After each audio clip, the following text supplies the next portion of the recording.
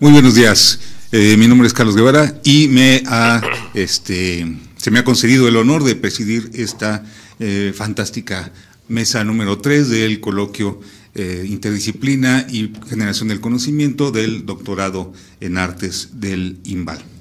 Voy a comenzar presentando de una vez a nuestros distinguidos panelistas para que todos sepamos quiénes son y de qué van, aunque la mayoría seguro ya los conoce.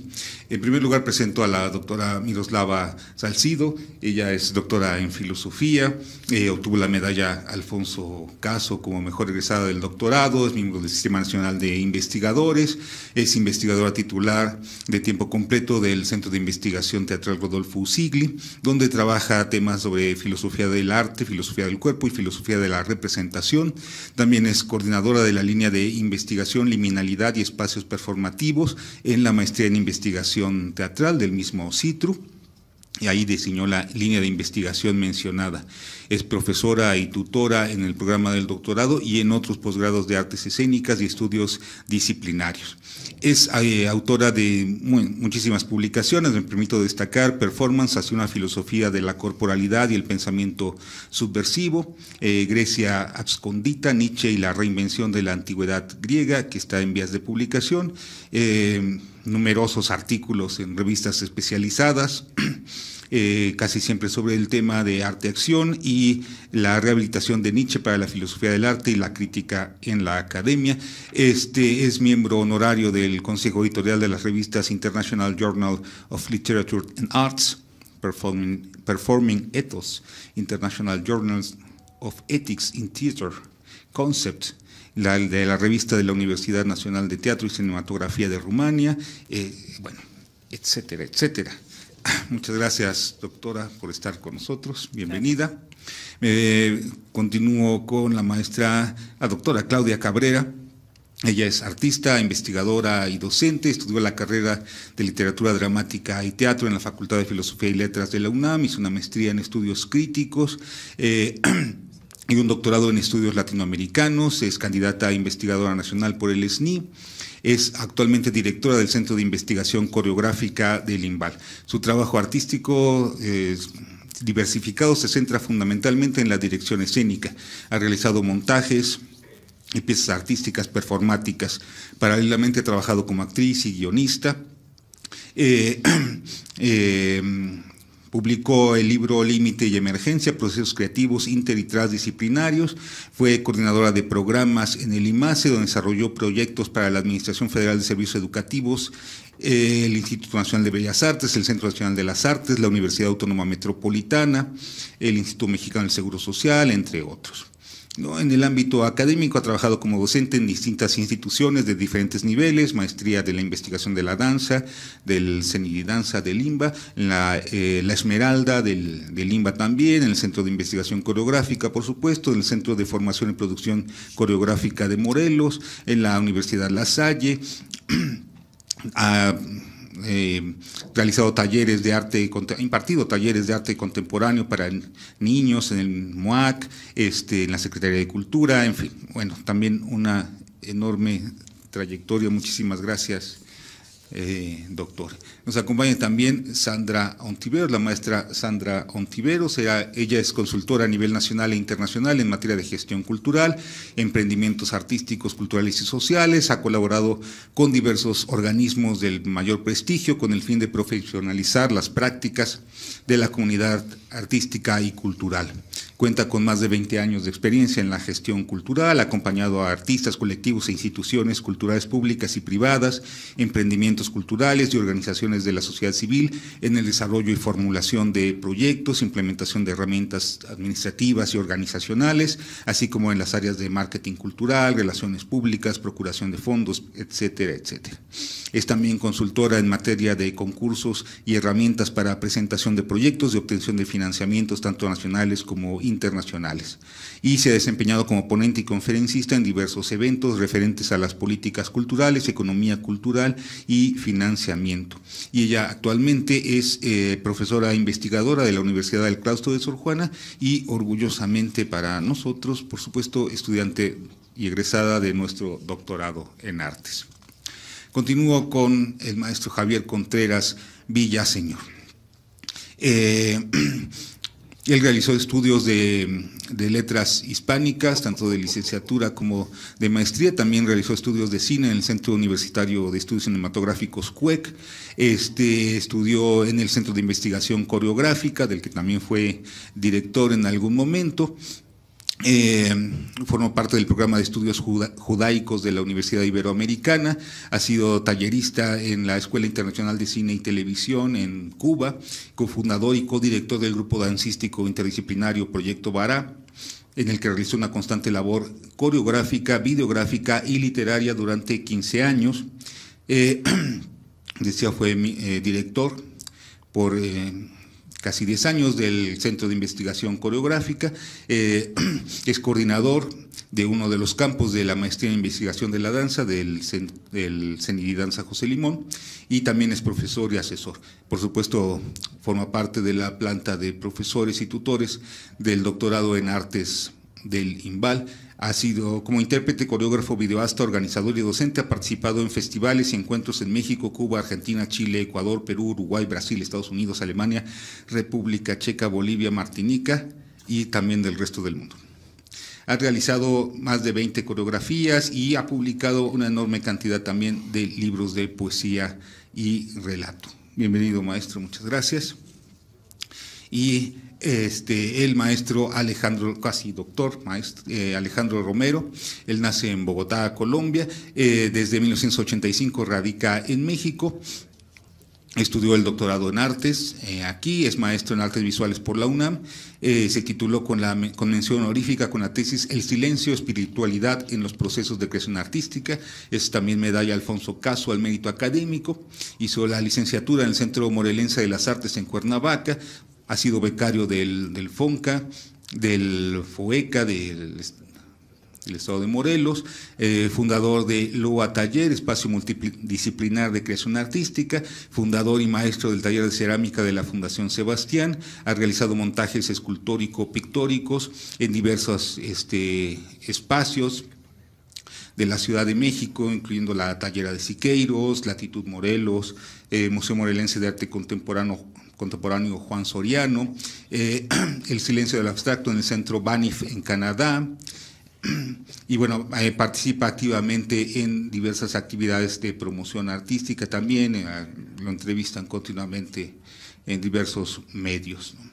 Ha impartido conferencias sobre procesos de creación artística en las facultades de arquitectura de la UNAM, en la Universidad Pedagógica Nacional de Colombia, ha sido curador y museógrafo de la Tallera Siqueiros y cuenta con más de 40 exposiciones, tanto individuales como colectivas, en Canadá, México, España, Bangladesh y también el resto del mundo. Muchísimas gracias, Alejandro.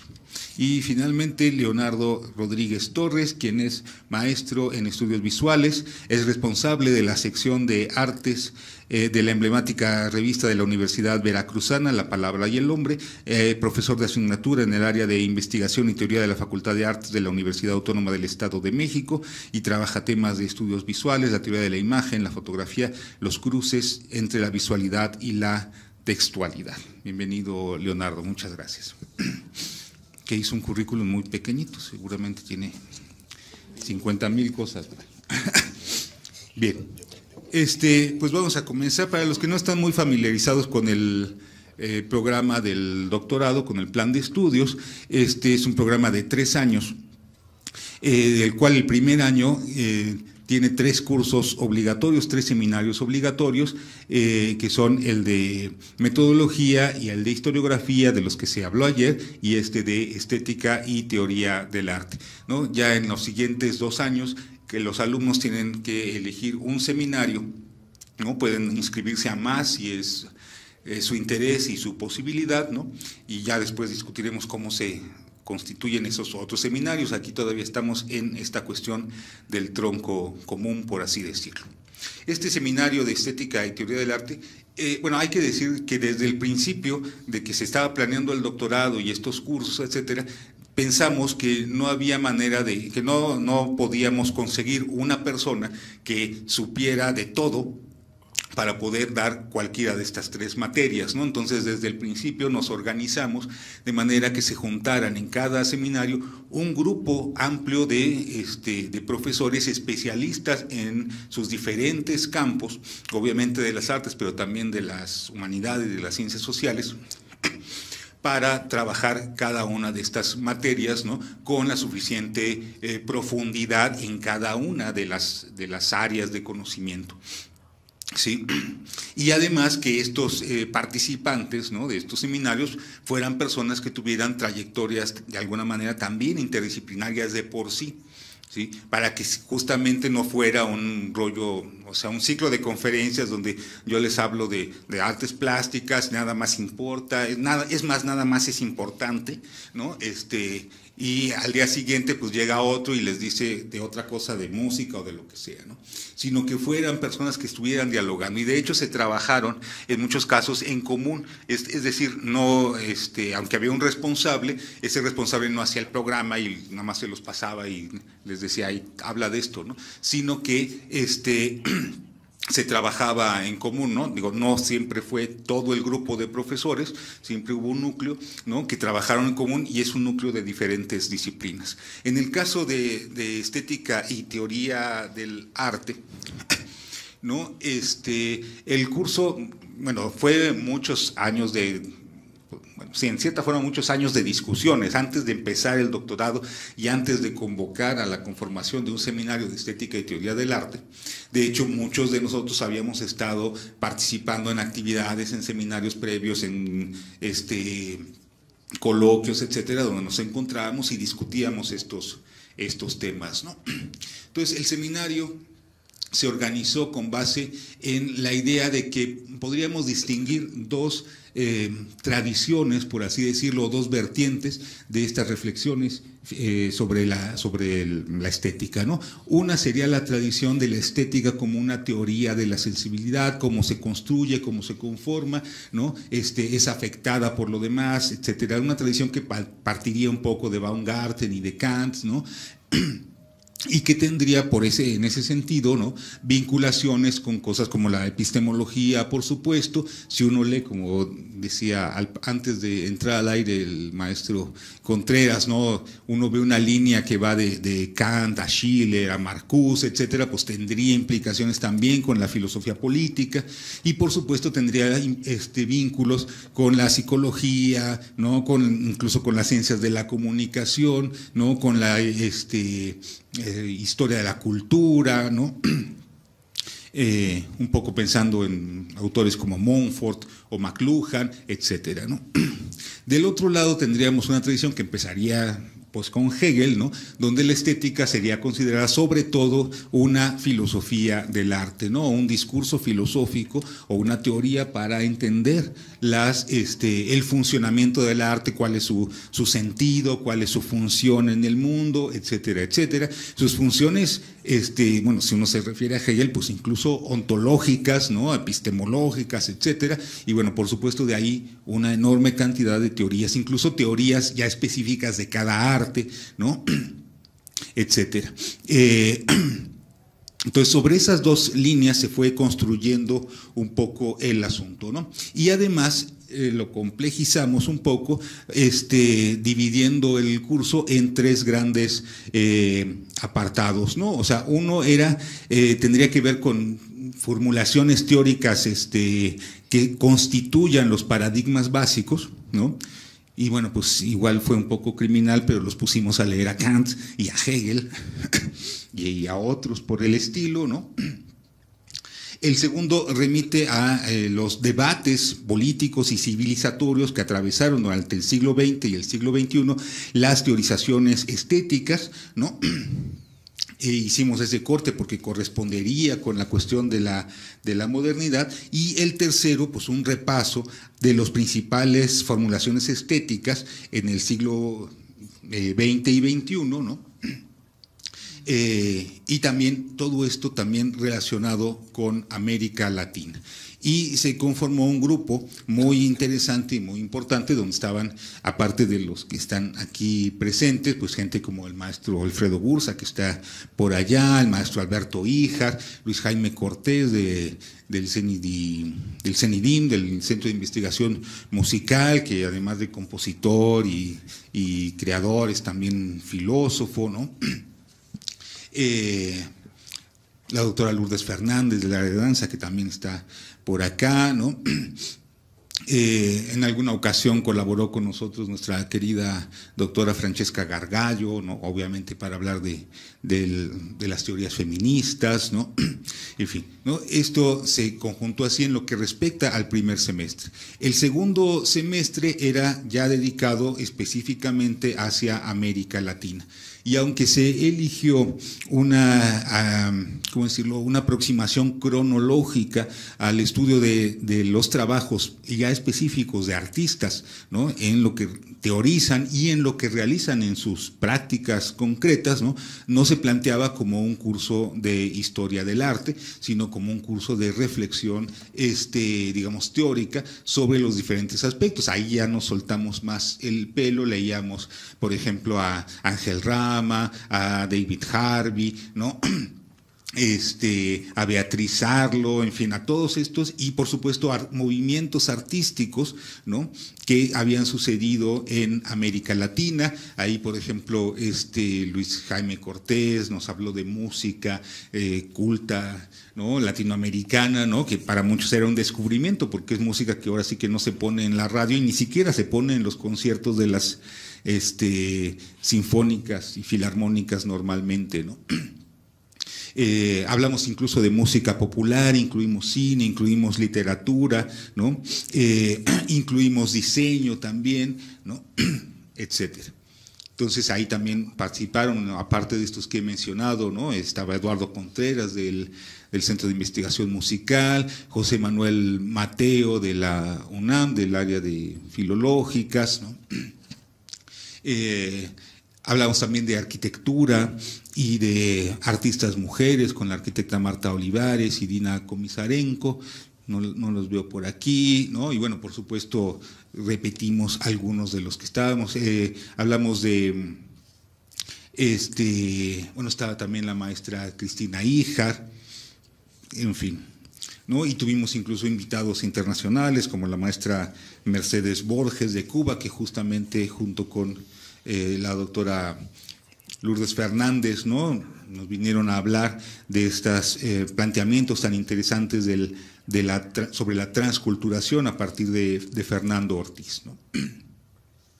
En fin, este era un poco el planteamiento general de este seminario, ¿no?, construido sobre la base de estos lineamientos, ¿no?, que, como les digo, discutimos ampliamente. Entonces, bueno, dicho esto como breve introducción, pues yo quisiera empezar con el maestro Javier Contreras, que acompañó muy desde el principio todas estas planeaciones y debates, si nos quiere comentar un poco su experiencia al respecto. Maestro, por favor. Okay, tú me dices el tiempo, ¿verdad? Muchas gracias. Primero, pues agradezco estar invitado a esta sesión y fundamentalmente la invitación a formar parte del doctorado. Yo diría que desde mi punto de vista, yo creo que el doctorado en general permitió de manera muy afortunada poner a dialogar varias digamos tradiciones de reflexión sobre las prácticas artísticas en el IMBAL. Y a partir de estas tradiciones, digamos, sus articulaciones con debates por fuera del IMBAL. Pero eso me pareció, primero, repito, muy afortunado que que nos pudiéramos reunir en un programa académico diversas tradiciones reflexivas, ¿no?, sobre las prácticas artísticas. Pienso que de alguna manera se articularon en las tres materias básicas. Siento que lo del taller de estética y teoría del arte, el seminario de estética y teoría del arte, Creo que ahí tiene que ver con una de esas tradiciones, que no tradicionalismo, de este pensamiento, que yo definiría algo así como los y las hijarianos y los echevarrianos, es decir, los discípulos y discípulas de Alberto Híjar y los discípulos y discípulas de Bolívar Echeverría. No solamente, pero me parece que sus encuadres nos ayudaron bastante como que a formular estos recorridos que tú has planteado ahorita, ¿no? Luego creo que en la materia, bueno, en el seminario también hemos trabajado a partir de una concepción amplia, situada y politizada de la estética entendida como poiesis social. O sea, es decir, precisamente adoptar esta idea de la estética como una teoría de la sensibilidad o como una teoría de las prácticas artísticas nos ha permitido reflexionar las prácticas artísticas como parte de las amplias prácticas de la poiesis social. Desde una perspectiva, me parece que más bien, repito, politizada, a palabras viejas, libertaria y demás. De alguna manera siento que nuestro seminario articula sus propuestas a partir de una comprensión de la estética como parte de la mirada del ángel de la historia. Ni modo, soy benjaminiano en este sentido, ¿no? Yo creo que sí, que es mirar desde este lugar, ¿se acuerdan, no? Del ángel de la historia que mira los vencidos y vencidas y la estética también como la espera del momento de la irrupción, quizá la estética como las sucesivas llegadas de ese momento mesiánico, ¿no? Entonces yo creo que mesiánico revolucionario, digamos, de alguna manera creo que ha sido esa como que nuestra perspectiva, quizá dicha de manera muy general. Creo también que hemos hecho énfasis en las problematizaciones críticas hechas desde la América nuestra. Por eso hemos visto precisamente autores como Echeverría, Hinkelhammer, Dussel, Rothschildner, etcétera, ¿no? Creo que también, bueno, ya lo mencionó el doctor Carlos, hay una recuperación de los aportes críticos de las vanguardias y prácticas artísticas en un encuadro amplio de las diversas modernidades, o sea, y hacia una posible transmodernidad. Creo que eso también ha sido parte de nuestros encuadres. Obviamente, también hemos dialogado y hemos enunciado desde una perspectiva decolonial. Recuerdo, por ejemplo, que para nosotros ha sido esencial la reflexión a partir de los textos de Frantz Fanon, por ejemplo, ¿no? Y también me parece muy importante que en el seminario se han hecho como que travesías o exploraciones artísticas y epistemológicas desde las enunciaciones artísticas específicas propias. Esto ha sido muy bonito. Por ejemplo, desde el territorio del performance, o desde el territorio de la danza, de las artes visuales, del cine, ¿no?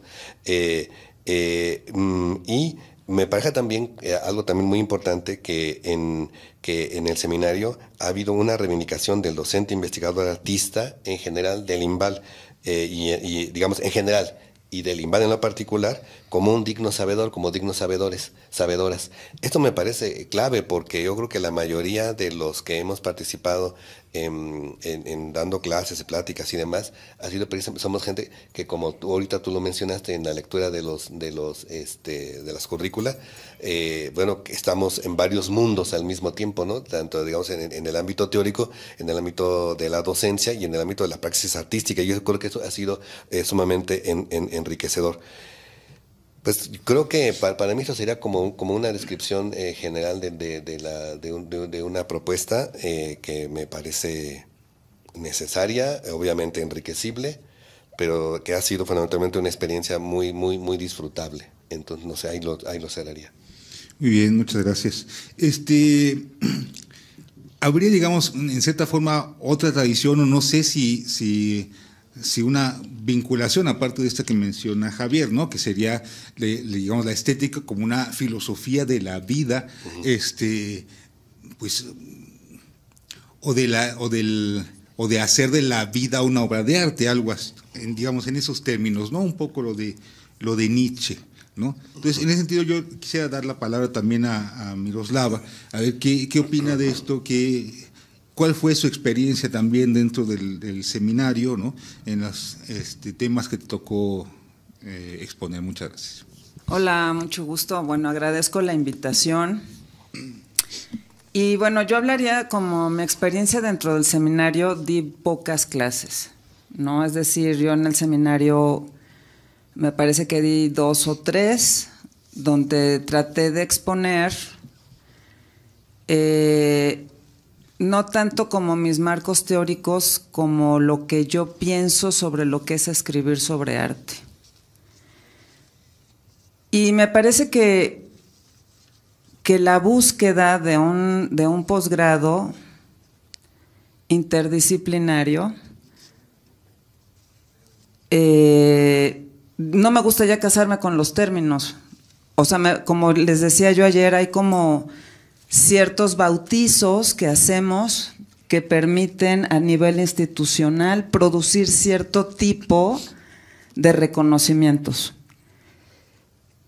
Me interesan, pero me interesa más lo otro, que es qué es lo que se dice y cómo se hace. Y bueno, yo que me gusta mucho Nietzsche, no me llamaría nietzscheana porque eso es anti-nietzscheano, ¿no?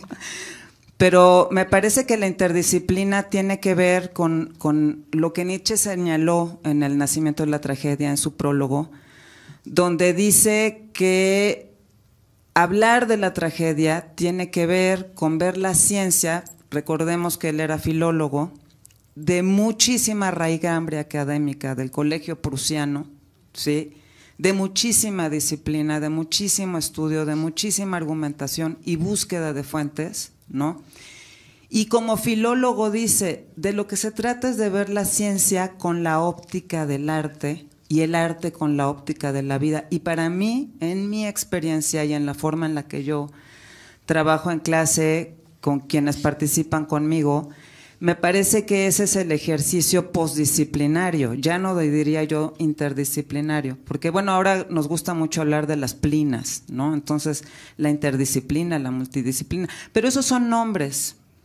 Y me parece que el trabajo de investigación, creación, tiene que ver con la invención de conceptos. ¿Y qué queremos del concepto? Queremos que el concepto exprese lo que nosotros vivimos. A mí me parece fundamental la irrupción de la experiencia de vida en la escritura. Y apelo a los 10 mandamientos de los que habló Nietzsche, que se llaman 10 mandamientos para escribir con estilo, donde uno de ellos dice que para escribir con estilo uno necesita creer en lo que está escribiendo. Y me parece que ese es el estilo y eso es lo que da la originalidad a un trabajo.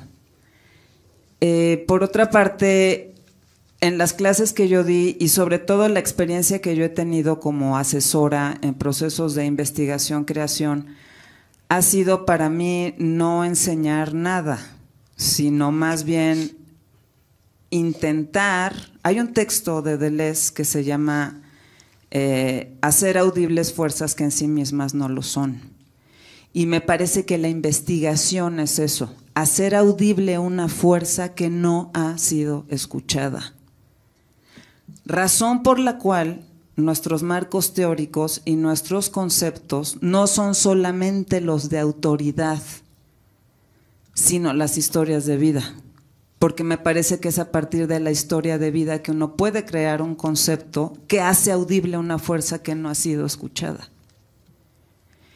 Y pues yo recuerdo una clase que di en línea donde hablé sobre estas cosas y el recurso que yo utilicé fue un video de, no recuerdo el nombre del artista, que es un canal que se llama How to Make Things, algo así, How to Come Basic, no me acuerdo el nombre, se los voy a poner luego en el Facebook porque es importante.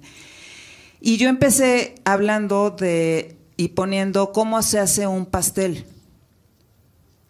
Entonces, este artista dice, how to make a rainbow cake, for example, ¿no? Por ejemplo. Y empieza a hacer un pastel que parece realmente un canal como de Chepina, ¿cómo se llamaba? Chepina Peralta, que yo soy su fan.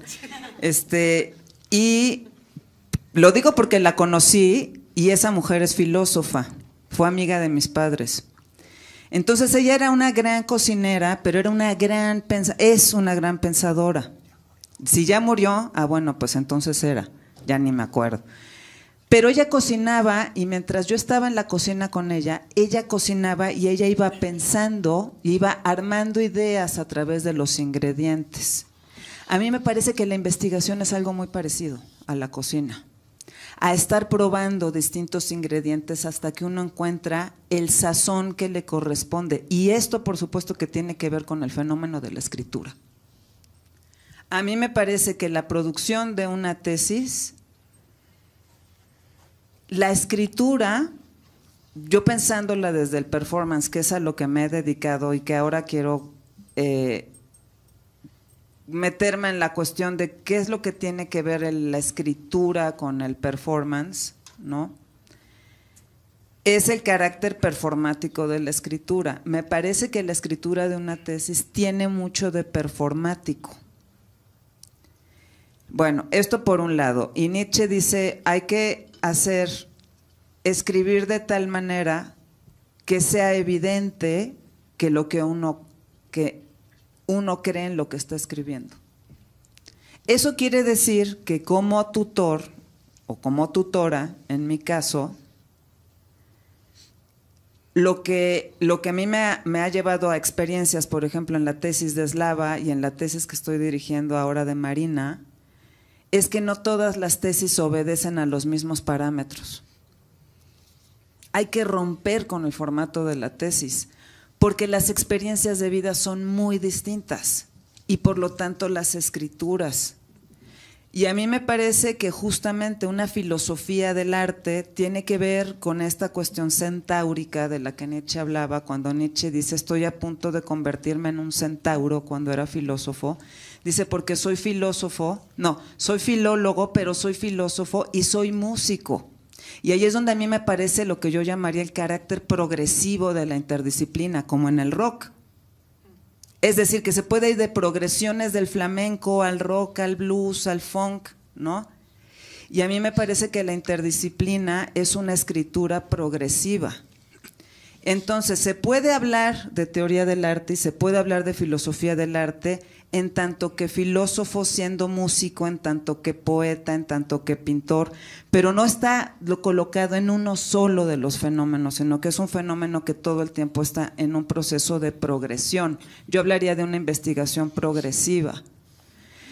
Entonces, bueno, mi experiencia en el posgrado, al dirigir, por ejemplo, la tesis de Slava, de Roberto Slava, que ya la terminamos, fue cómo lograr que la academia, yo soy y me considero académica, ¿no? En el sentido del rigor y de la disciplina que me parece que forman parte fundamental de la academia. La academia yo la considero como una experiencia casi monacal, porque uno tiene que estudiar muchísimo. No es fácil ser académico. O sea, sería muy padre pensar que como académico uno es como Montaigne, ¿no? En su torre, escribiendo. Y en realidad es un terreno muy tortuoso. Y es terracería la academia, porque hay que meterse por terrenos inhóspitos, desde mi punto de vista, para producir algo, un problema que no ha sido formulado, que es lo que me parece fundamental.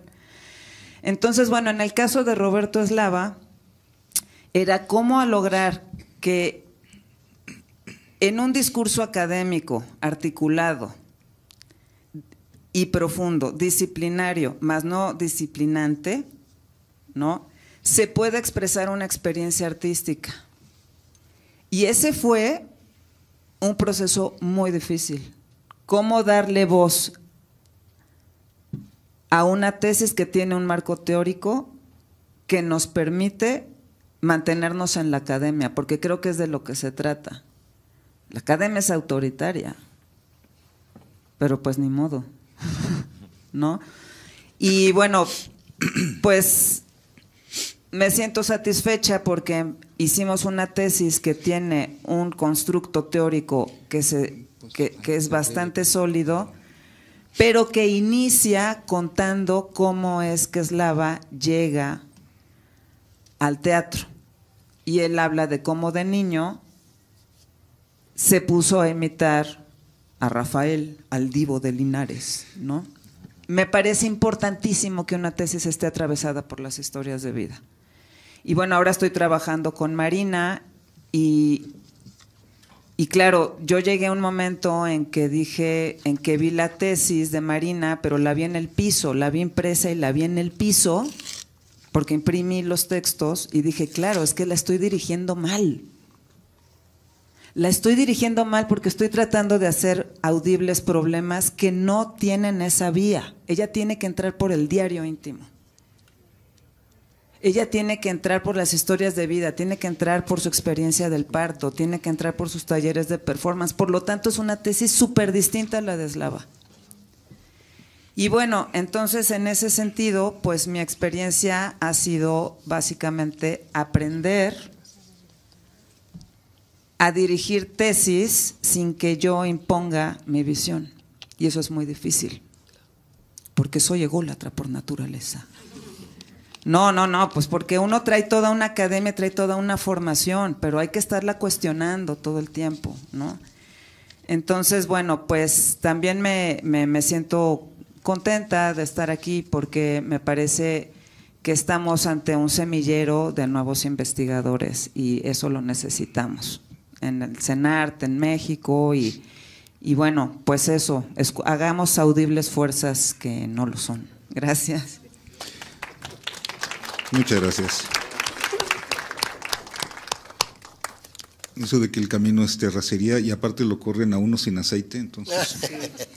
Pero bueno, yo quisiera recuperar ahorita, bueno, obviamente después vamos a debatir todas esas ideas que han ido mencionando, pero yo quisiera retomar un poco el tema de la reivindicación de la figura del artista docente investigador, ¿no? Que es fundamental en el INBA y me imagino que en otras instituciones de este tipo.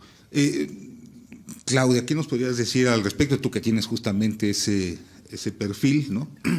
¿Y cuál ha sido tu experiencia en el proyecto del doctorado? Bueno, primero, igual que los que me antecedieron, agradezco la oportunidad de estar aquí para poder reflexionar junto con ustedes sobre estos temas y también para reflexionar lo que significa un doctorado como el que se ha planteado y un doctorado en este instituto, que el perfil de lo que están en todas las escuelas, de lo que está dedicado es a ser artistas, ¿no? O a producir obras de arte o a enseñar el arte. Entonces ese es el perfil que tiene el instituto y que de alguna manera cruza por los posgrados que tiene y ahora con el doctorado. Entonces no es un doctorado que esté un doctorado cualquiera, es un doctorado en artes que además tiene que compartir o tiene que enmarcarse en la experiencia académica, pero en la experiencia académica que viene desde las artes. ¿Esto qué implica? Y también, y bueno, hablando de la experiencia concretamente del seminario, que también yo estuve en una o dos sesiones, no recuerdo. Uno de los temas que nosotros tenemos y que además también tiene el seminario, pero que nosotros tenemos como artistas, es hablar de la colonización interna. Y esta colonización que también se da con la academia. Cómo la academia ha colonizado, digamos, los espacios artísticos y cómo también ciertas hegemonías han colonizado nuestras prácticas artísticas. Es prácticamente un deber estar pensando en eso y además estar propiciando prácticas descolonizadoras desde la academia.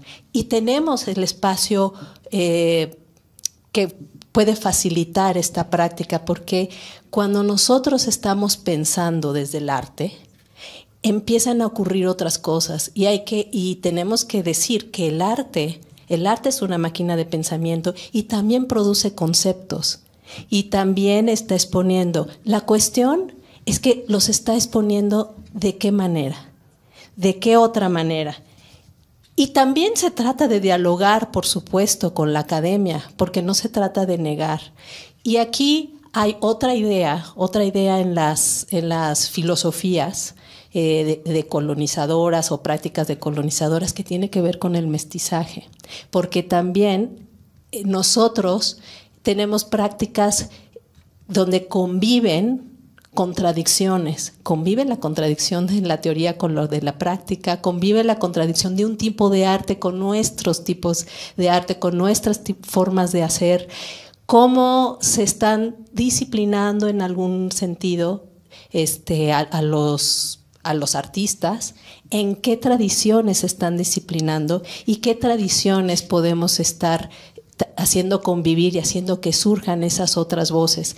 Y yo sí creo que ahí la academia tiene un papel importante para decir y contradecir y hacer que surjan estas nuevas ideas, como el arte y las prácticas artísticas y el hacer tienen una voz importante para decir, contradecir y volver a decir lo que surgen en estas teorías. Hacer arte también es una manera de hacer teoría, una manera de hacer teoría que está en el hacer. Y esta práctica descolonizante también tiene su parte en el hacer de cómo repolitizar la cotidianidad, cómo producir pensamiento desde lo cotidiano y desde el hacer, y cómo esto produce una voz propia. De eso se trata. No solo en el arte, bueno, en el arte por supuesto, ¿verdad? Pero además también cuando uno está haciendo convivir este hacer con esta producción de pensamiento y saber que estamos produciendo pensamiento. Así como en el doctorado, en las escuelas de formación, y pues ni modo, voy a hablar de mi experiencia también, porque no solo está el doctorado, sino tengo la fortuna de ahorita estar frente a una escuela cuya base para el desarrollo pedagógico, porque están hablando de creadores, pero la base del desarrollo pedagógico para estos creadores es la investigación-creación. Y uno de los retos es buscar qué formato hace justicia a los procesos de creación que están produciendo pensamiento y que están produciendo teoría, pero que tiene protocolos distintos a los que de alguna manera desde una filosofía ni modo positivista se han impuesto en la academia. Entonces, de alguna manera pensar en estas prácticas desde otras epistemologías nos da la posibilidad de también pensar cómo es posible hacer que esta voz surja tanto en la escritura como en el hacer, y es que van juntos, es que la escritura, este tipo de escritura, corresponde y nace de un hacer y de una acción. Entonces, por supuesto, la escritura es distinta. Y aquí yo celebro celebro y me parece interesante el marco teórico que hicieron en el seminario de pasar desde Kant, pero también ir con otros filósofos que han tenido la necesidad de buscar otras epistemologías desde nuestra cotidianidad, desde lo que nos pasa, desde eso que parece que no es importante. Entonces, cuando nosotros empezamos a reflexionar sobre aquello, por ejemplo, la pobreza, por ejemplo, el desplazamiento, el sentirse desplazado, el sentir desde una experiencia racializada, digamos, cuando eso se vuelve un tema también de creación, de pensamiento, también cambia la epistemología y cambian una serie de cosas. Y de eso se trata un seminario como pero también un doctorado que está en este instituto, que lo define son las artes y literatura, ¿no? Entonces, aquí hay una posibilidad. Me parece interesante Bolívar Echeverría, entre otras cosas porque atrás de él o con él también está Walter Benjamin, que es una escritura que me ha llamado poderosamente la atención, porque en su escritura va produciendo filosofía, pero es otro tipo de escritura. Es un tipo de Parecen a veces relatos, parecen fragmentos, parecen una forma que él, siendo filósofo, hizo eso. A nosotros nos toca también pensar cuáles son las formas de escritura que hacen y cómo se extiende la escritura, más allá de la traza de las letras, cómo se extiende la escritura para que estas investigaciones tengan lugar y además sepamos que están produciendo este tipo de pensamiento, este tipo de teoría y darle lugar. Me parece que nos toca reflexionar sobre eso en un doctorado como el que se está llevando, pero también en un seminario sobre estética. Y aquí, además de reconocer las tradiciones, porque también no se trata de contradecir, sino, y ahí sí me voy a la perspectiva transdisciplinaria, que no es esto o lo otro, es esto y lo otro, y lo otro, y lo otro. Y en esos is, cómo se van acoplando una serie de prácticas y de pensamientos. Creo que esa es una reflexión que de alguna manera en las partes que yo estuve en el seminario se están dando y que además en el marco general del doctorado es una reflexión y un hacer importante que sigamos propiciando. Gracias. Muchas gracias.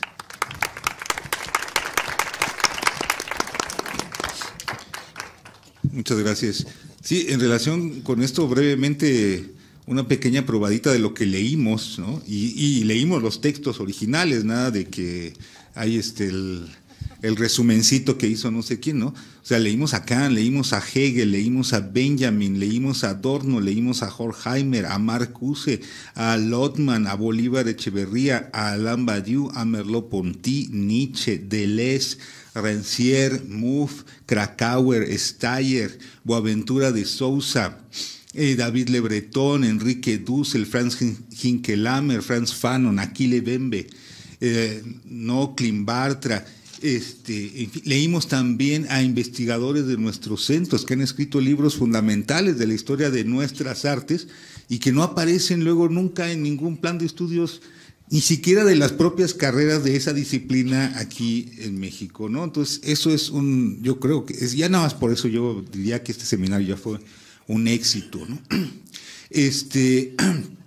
Aprovecho rápidamente para decir que nos llegan mensajes de felicitación desde lugares tan distantes como Bogotá, Colombia, Chile y Tampico, Tamaulipas, de donde yo soy además.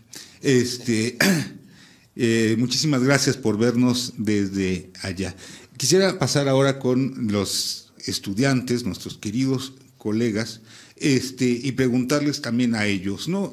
Cada uno vienen digamos, de prácticas distintas, ¿no? O sea, Sandra, que trabaja en estas cuestiones de gestión, Alejandro, que es artista, etcétera. Entonces yo quisiera que ustedes nos platicaran. Empiezo con Sandra, si no es problema. ¿Cómo vieron este seminario, el doctorado en general también? ¿Qué problemas tuvo también, no? ¿Qué defectos, no? Muchas gracias. Gracias por la invitación.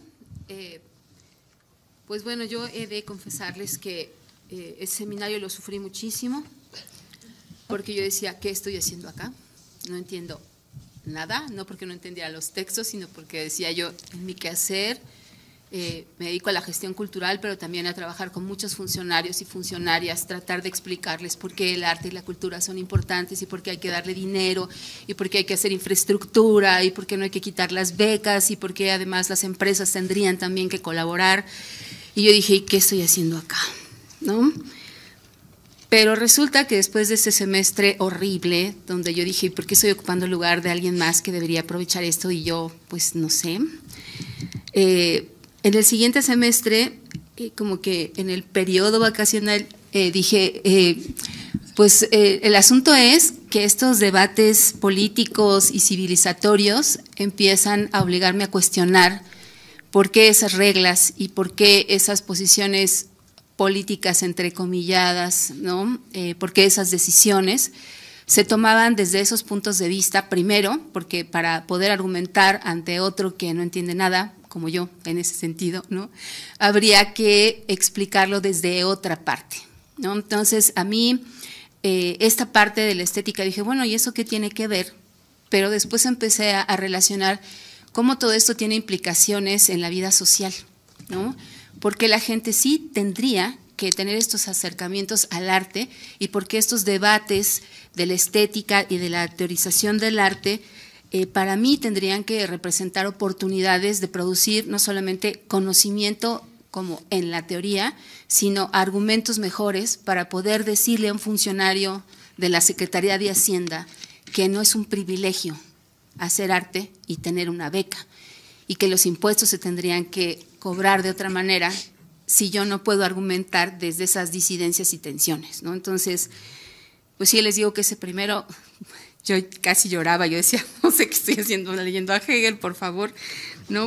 Pero después justo dije, claro, ¿no? Esto me coloca también, me descoloca, para que en estas instancias cuadradas, ¿no?, yo pueda integrar también formulaciones epistemológicas y cuestionar también por qué la gestión cultural también tendría que tener una epistemología propia, ¿no? Porque hasta donde yo estoy, pues apenas está en construcción.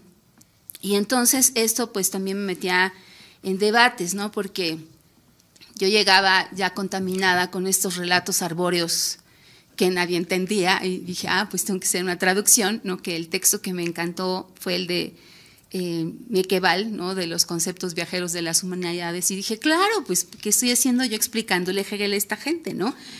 Pero sí de pronto estas cuestiones me empezaban a cuestionar cómo plantear una tesis que es un análisis comparativo entre las industrias culturales y creativas de Bogotá y Ciudad de México, genera desde estos problemas de las necesidades propias de las y los artistas, de su producción, de la precariedad en la que se vive, de cómo sí o sí tienen que estar conectadas con una obligación del gobierno, aunque no les guste ni les interese, pero también cómo decir a las empresas que pues es importante la horizontalidad, la perspectiva,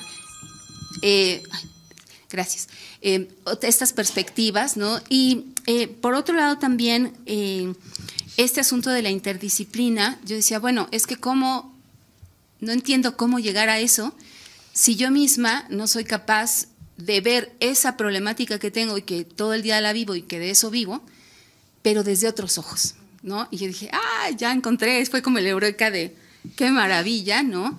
Porque al principio yo decía, bueno, pues es que a lo mejor no pensaron en mí egoístamente, ¿no? Yo decía, pues no pensaron en mi tema y las políticas públicas, ¿no? Y esto no tiene nada que ver. Pero al leer estas otras cosas y al escuchar, sobre todo, a mis compañeros y compañeras, eso me enriqueció mucho porque yo decía, claro, ¿no? Manifiestan ahí no solo de manera conceptual, sino también práctica, cuáles son sus necesidades que yo no había visto. Y eso me permite a mí también reconfigurar y plantear cómo estoy platicando eso, justo de ahora que la maestra Miroslava decía, la doctora Miroslava decía, es que hay que creer. Dije, es que yo creo fervientemente en que el trabajo cultural es muy necesario, ¿no? En que estas personas que se dedican a estas cosas, porque sí, yo estudié arte, pero el asunto es que yo me dediqué a otras cosas, ¿no? A conseguir dineros y a ver políticas públicas y demás. Y entonces dije, bueno, ¿cómo les hago a ellos creer con esta ferviente pasión que eso sí de verdad se necesita, ¿no? Si yo no entiendo desde dónde viene y desde dónde esa filosofía política y práctica y económica, ¿no?, incita a los y las que no somos creadores, ¿no?, a acercarnos a esas cosas que nos hacen la vida mejor porque vemos otras cosas que nunca nos imaginaríamos jamás, ¿no? Que seguimos en esa línea, justo en esa línea, y no vemos que hay múltiples vertientes, entonces la vida se nos acaba en un punto de principio y uno de un fin, ¿no? Entonces, esta cuestión de contextualizarme desde el arte y desde la estética, ¿no?, junto con las otras materias, me permitió también cuestionar pues qué tan cuadrada tenía que ser mi tesis o no. Y de luego dije, pues sí, en una parte sí tiene que ser un poco cuadradita, porque pues yo sí entiendo unas cosas y he vivido muchas cosas, pero hay gente que cuando me leen la vida ni nunca ni le interesa, ni sabe, ni tiene por qué saber pues, que las políticas públicas son así y que la economía es así, y que pues eso implica en la vida del arte y de su producción un montón de cosas, ¿no? Entonces, eso cambió y de pronto, pues, mi asesor se reía porque me decía, ay, ¿por qué citas a Arturo Escobar si estás hablando de industrias creativas, ¿no? Y yo le decía, pues sí, porque hay que poner el dedo ahí de por qué la UNESCO es tan obediente y tan agachada y, dice, y hace lo que la ONU le dice, ¿no?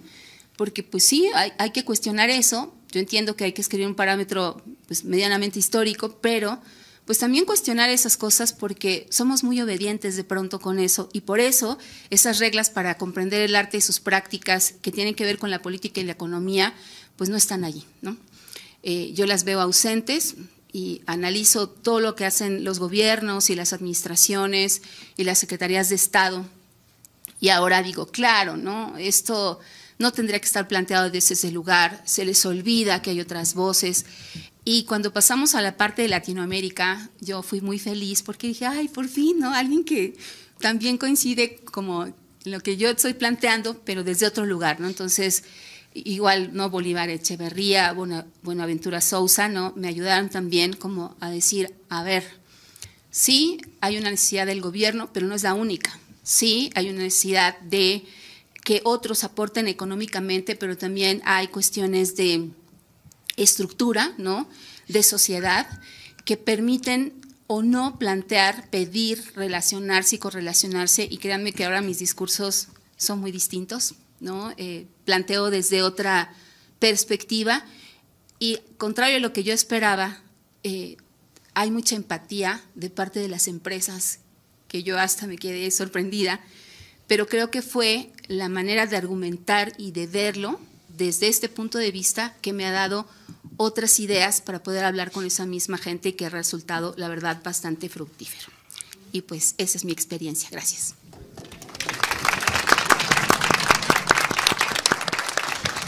Muchas gracias, Sandra. Maestro Leonardo, por favor. Pues, buen día, creo todavía. Gracias por la invitación y la verdad es que es un gusto estar acá, escucharles a las profesoras, que yo tuve la oportunidad de estar ahí en clase con ellas. Ahora, la verdad sí me emocioné y creo que habría que empezar con que a nosotros nos tocó las sesiones por Zoom y sí creo que la experiencia fue muy distinta o es, digamos, oportuno hablar de ella porque sí es totalmente distinto, ¿no? Ese ámbito de comunicación, esa forma, ese compartimiento de cosas, ¿no? Evidentemente, como se puede decir, pudimos obtener o pudimos escuchar a muchas personas de varios lados, pero sí creo que también, digamos, perdimos la oportunidad de ensayar otras formas pedagógicas que, en definitiva, bueno, la aprendimos en el camino varios, ¿no? Cómo pensar también, a lo mejor, pedagógicamente así en la teoría. Ayer me quedaba pensando mientras escuchaba las mesas anteriores, ¿no? Mi experiencia en el seminario, como muchos podríamos decir, en realidad bastante rica, conocer a múltiples personajes con diferentes afectaciones, formas de representarse, etcétera, pues claro, ¿no? Y evidentemente la pluralidad también de los temas hacía, digamos, que todo funcionara en ese sentido del asombro, ¿no? Las lecturas también, ¿no? Creo que ahí no habría como situaciones a comentar. La interdisciplina también me parece que no siempre aparecía o no del todo. También creo que tiene que ver con una actitud, ¿no? Una creencia sobre la interdisciplina y me parece que no siempre sucedía y insisto, quizás esto se deba a nuestra interacción con Zoom, ¿no? Pero bueno, algo que sí creo que apareció, bueno, que aconteció en algunas ocasiones y es algo que ha estado ahora sí que vibrando en estos días en mi pensamiento, es esta peculiaridad, digamos, de integración múltiple de diferentes perspectivas, ¿no? O sea, este campo, digamos, raro, podemos pensarlo quizás así, entre los investigadores y los artistas o los académicos, etcétera, y que la verdad en el doctorado es bastante claro la intención de ese perfil, ¿no? La intención de ese sujeto. Me quedaba pensando ayer justamente también en lo que comentaba, ahora ubico que le hacía la doctora Miroslava y escucharle ahora, es que evidentemente no solamente estaría la lógica en los sujetos, en la producción de unos sujetos, esta actitud que muchos tenemos todavía enfoques disciplinares, ¿no? Por eso mencionaba como una actitud, sino también hay algo que me emociona mucho y que creo que podemos empezar a discutirlo, o más bien podríamos discutirlo desde el ámbito estético-teórico, es justamente esta idea de las tesis de artistas, ¿no? O la investigación en las artes y su peculiaridad forma como ámbito de conocimiento. Para mí, y suscribo quizás lo que la doctora Miroslava mencionaba, está en el lugar de la escritura y está en el lugar por el cómo escriben los artistas, ¿no? Algo que no necesariamente tiene que ver con otros modos de pensamiento, ¿no? Cercanos a nosotros, las humanidades, las ciencias, sino en una peculiaridad, digamos, que creo que todavía hay que volver legible, pero que es posible, digamos, de entender. Y desde ahí quizás la teoría debería de funcionar también no como un discurso sobre los procesos artísticos, sino también sobre nuestra propia experiencia escritural o cómo los artistas comprendemos los conceptos teóricos, ¿no? Algo que creo que vendría bien para poder experimentar la escritura en las artes o desde las artes o a través de las artes desde otro lugar que sea pues más bien su potencia, ¿no? Su propia cualidad. De nueva cuenta la doctora Miroslava mencionaba a Nietzsche, ¿no? Él piensa justamente que el estilo podría ser, ¿no? En una de sus lecturas que habla sobre Derrida, el espolón que pica, ¿no? La punta del barco de la vela que atraviesa el lenguaje, pues, ¿no? O que es posible reorientarlo. Para mí, insisto, el ámbito de la teoría de la estética del arte, más allá de este discurso sobre, que muchas veces tiene voz y propiedad, es mercantil, le pertenece a los críticos, a los historiadores, ¿no?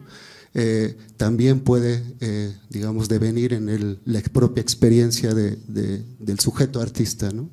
Y creo que esa forma de teorizar, esa forma de pensar la estética de esta relación entre lo sensible y lo razonable, el pensamiento, podría ser un problema de la escritura en el campo de las artes. Una cosa que me parece que por lo que he visto de algunas tesis tituladas y ahora lo que escucho, creo que sí ponen con un cierto acento a este programa, que está permitiendo que otras formas de escribir y de leer esas escrituras acontezcan, ¿no? Entonces creo que por ahí podría comentar.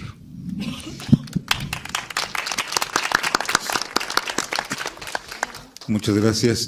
Siguen llegando saludos desde Argentina, desde Chile, en fin. Muchas gracias por vernos hasta allá. Maestro Romero, por favor.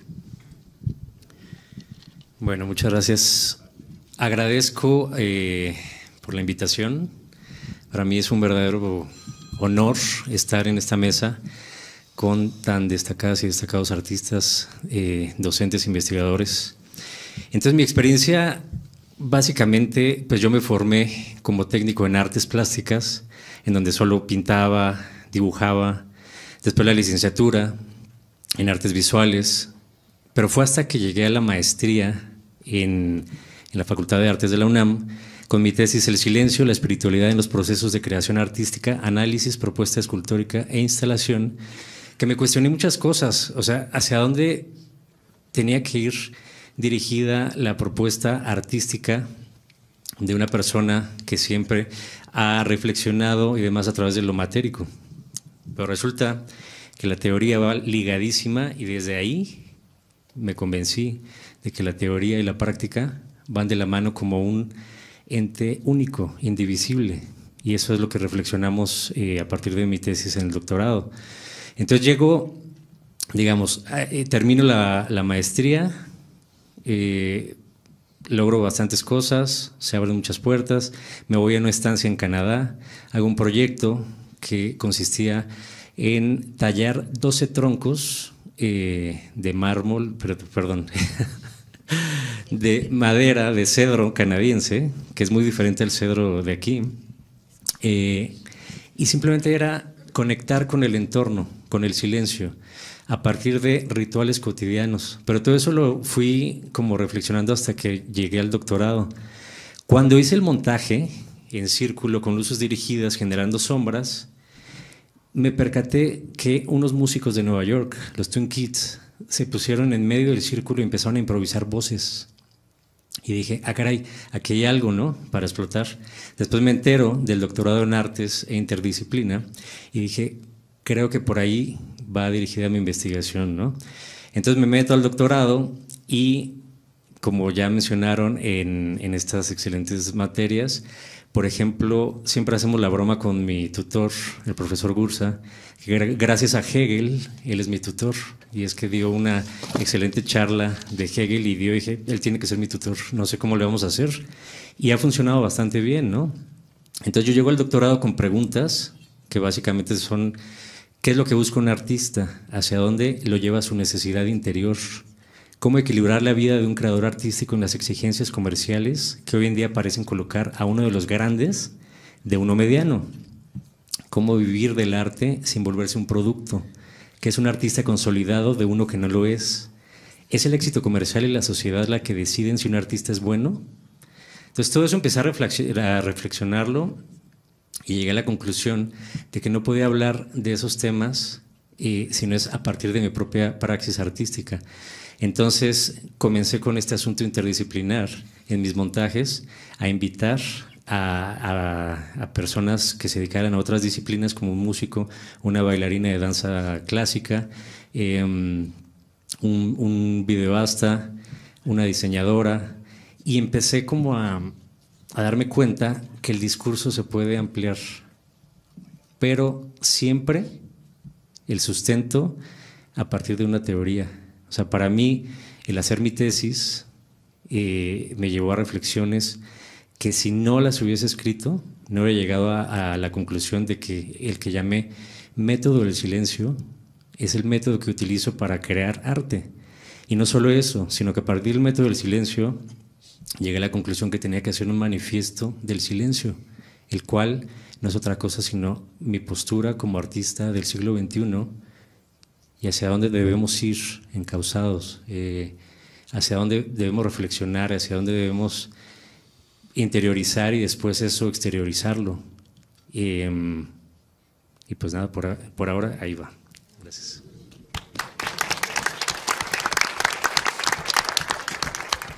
Muchas gracias. De aquí han ido saliendo temas que me parecen que son fundamentales de debatir, ¿no?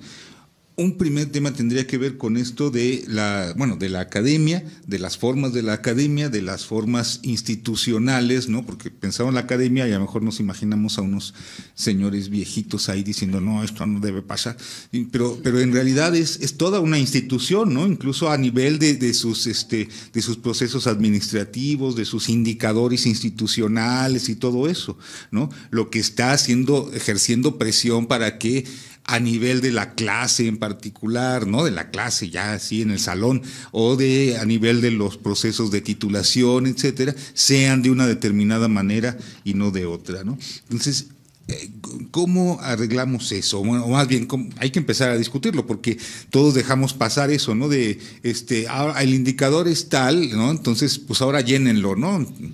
El evento fue maravilloso, pero hubo menos público que la otra vez, tache, ¿no?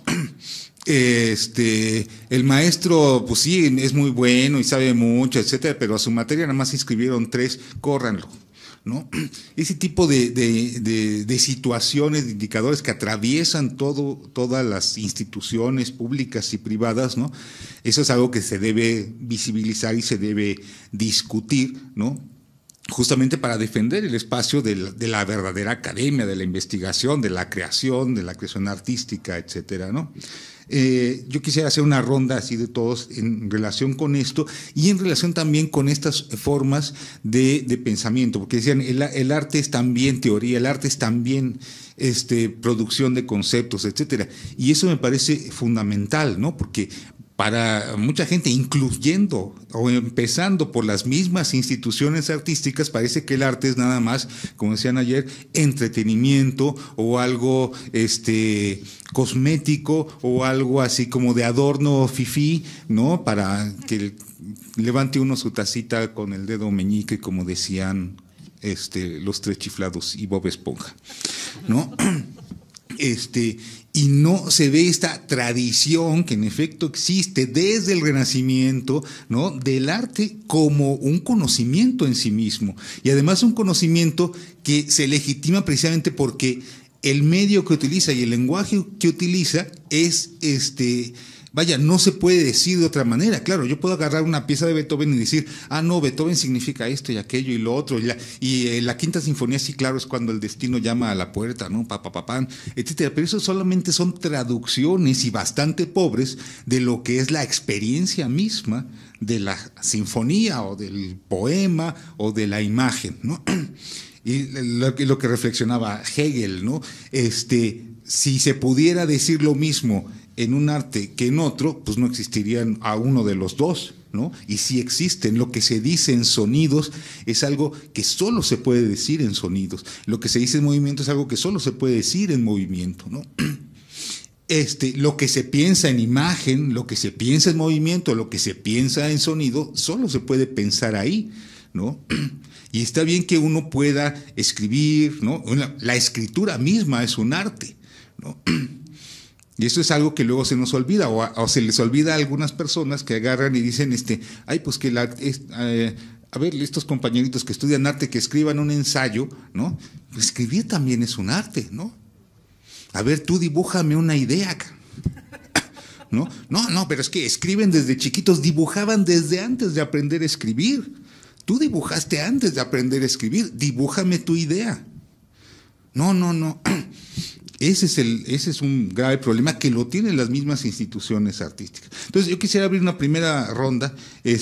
Van levantando la mano, como quieran ir contestando sobre este aspecto, porque también tiene que ver con esto que mencionaban de la tesis, ¿no?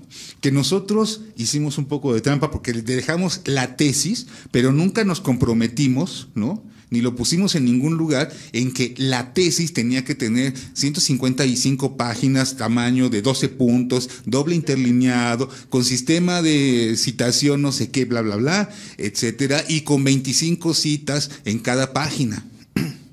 Si no, no vale. Nunca nos comprometimos a eso, precisamente, pues, a ver qué sale, ¿no? Porque sí salen cosas, y salen cosas que son impresionantes. Entonces, pues no sé quién quisiera comenzar a debatir esto. Alejandro. Aprovechando que estoy aquí cerquita. Bueno, el arte parte desde una necesidad interior, y partiendo desde esa necesidad es que creamos, pero en mi experiencia, a partir de escribir todas esas ideas que no tenía claras y de escuchar sobre todo las vivencias de compañeras, compañeros, de profesores y profesoras, digamos que aterricé todo ese tipo de conceptos que tenía divagando, y todo fue gracias a la escritura. Entonces, claro, escribir ayuda a aterrizar las cosas, aunque no lo publiques, pero vaya, es como un ejercicio muy bonito, ¿no? Y también tiene un rollo poético, porque estábamos hablando hace rato de Benjamin, Walter Benjamin, cuando habla que está caminando por las calles de aquella ciudad en Alemania, en donde creció. Y entonces todo lo que describe poéticamente, sumado a que fue un gran pensador, a mí me llegó. Yo dije, por supuesto, quiero escribir así. Y mi tesis tiene que tener ese tinte, ¿no? Entonces voy a utilizar palabras poéticas que a mí me remitan a algo más literario y no tan académico, pero que también llene el requisito académico porque estamos en una academia. Entonces sí es importante todo eso. Por ejemplo, brevemente les digo, los editores tienen una leyenda que se llama página en blanco, puesta a propósito para que publican el libro y la dejan en blanco, ¿no? Y dije, pues yo voy a hacer algo con eso, pues soy artista visual, ¿no? Entonces, utilizando la leyenda, antes de cada capítulo aparece eso, página en blanco puesta a propósito, página en blanco como principio y fin, página en blanco, 2 puntos, silencio, y así la llevo, ¿no? Entonces es como jugar el juego de, ok, estoy en una academia, pero soy artista visual, pues lo voy a utilizar, utilizo esas herramientas en un todo, y después lo expreso y ya les diré cómo me va en mi examen final. Muchas gracias. ¿Quién quiere seguir? Javier, por favor, y luego Claudio. Bueno, es que estas problemáticas son complejas, ¿no? Es que pienso, a ver, si pienso en el INVAL, rápidamente creo que fue, digamos, a lo mejor van a decir que es plan con maña, pero no es cierto. Me parece que cuando salieron las licenciaturas y cuando se hicieron los posgrados, el INVAL creo que convenientemente hizo la apuesta, por ejemplo, de las dispensas de grado. Es decir, me parece que las artes, por decenios, por decirlo rápidamente, han tenido, digamos, una forma de enseñanza más situada en la técnica que se llama, en el paradigma pedagógico del conservatorio, ¿no? Es decir, en la enseñanza del maestro o la maestra con su discípulo o su discípula, transmitiéndose los saberes del oficio y la ética, ¿no?, de una praxis. Después, creo que con el impacto, digamos, de estas lógicas, digamos, universitarias y de academización, que de las que yo no reniego, porque yo también pienso que le han dado también su valor de dignidad a las prácticas y a la producción de saberes artísticos. O sea, no es una crítica, no es un desconocimiento ni una devaluación de eso, sino no estaría en un doctorado, como parte del doctorado, ¿no?, o de una maestría. Bueno, pero me parece que digamos que el INVAL tuvo la audacia, la correcta audacia de iniciar estos posgrados con sus sabedores y sus sabedoras, con su gente. Entonces, esto me parece, digamos, correcto, una apuesta correcta. Ahora, por otro lado, entiendo que también estas exigencias, digamos, de la academización, formalización, también creo que, no digo que sea el caso en México, pero sí lo he visto, digamos, en otros lugares, empiezan a articularse con cierta, eso yo creo que Sandra nos dirá, empiezan a articularse con lógicas eficientistas, digamos, yo creo que de corte neoliberal, que se están impactando no solamente la academia artística, sino la academia en general. Y creo que uno de los, por ejemplo, Luis y yo estamos Claudia, estamos en la red sudamericana en la red de centrados de investigadores de danza. Y yo creo que hemos podido ver ahí, por ejemplo, cómo el impacto, o sea, queremos ser descentrados en la investigación artística. Y casi siempre lo que centra es la presentación de los resultados. Por ejemplo, compañeras que escucho que dicen de repente, bueno, vamos a hacer una revista, pero que sea, pero que pueda ser, ¿cómo se dice? Indexada, porque si no, pues yo necesito puntos para etcétera, ¿no? Entonces dices, hoy, ¿cómo logramos romper esa lógica? Creo que una de las tareas inmediatas que tenemos en la producción de saberes etcétera, de las artes, es, por un lado, romper, digamos, con los esquemas positivistas de la producción de saberes, y por otro lado también romper con la lógica neoliberal de la validación de la producción de saberes.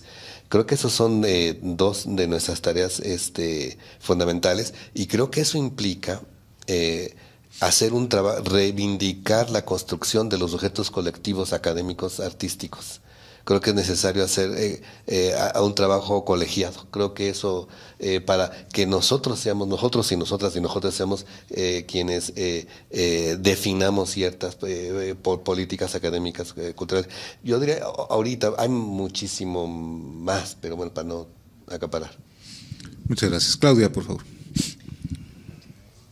Yo quería empezar con una anécdota, porque recién estoy leyendo una tesis del psico, y la estudiante empieza: yo elegí la danza porque mi medio de expresión es el movimiento, no la palabra.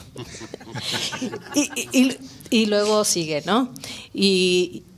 Pero en otra frase dice: porque el cuerpo no se destruye con la palabra, o algo así, ¿no? Y claro me llamó la atención su principio para la tesis y luego lo demás no importa. Pero quiero decir que cuando estamos hablando, aquí no es que la escritura es el que dé la legitimidad a aquello que están haciendo, no es, sino aquí lo importante es cómo y desde dónde estamos haciendo esta escritura y sí ubicarnos en un plano de investigación, creación. La creación por sí no la creación visual o dancística no es que necesite la palabra, esa disciplina tiene su lógica, pero sí creo que al menos hasta ahora esa es mi respuesta, que la escritura ha podido y ayuda a potenciar también aquello. Aquí lo importante es saber cómo colocamos la escritura, porque también es cierto que la escritura tiene la experiencia diferida, cosa que, por ejemplo, en las artes escénicas que son presenciales, que son del momento, tiene otra historia. Y esta experiencia que es la escritura diferida y cómo esto también ayuda, me parece que tiene una fuerza importante, pero no es la que le da razón ni la que sostiene. También es cierto que ciertas escrituras se han normado de otra manera. Entonces aquí también habría que decir, cuando estamos hablando de investigación, creación, ¿qué escritura es la que acompaña, la que también potencia eso que está sucediendo en la acción? Bueno, toda esta explicación la tengo para la estudiante, porque ella reclama, como reclaman muchos que se están titulando solo, bueno, no solo, como creadores, y dicen, bueno, ¿la escritura qué? Claro que la escritura es da una herramienta para la investigación, pero no es la que da la lógica.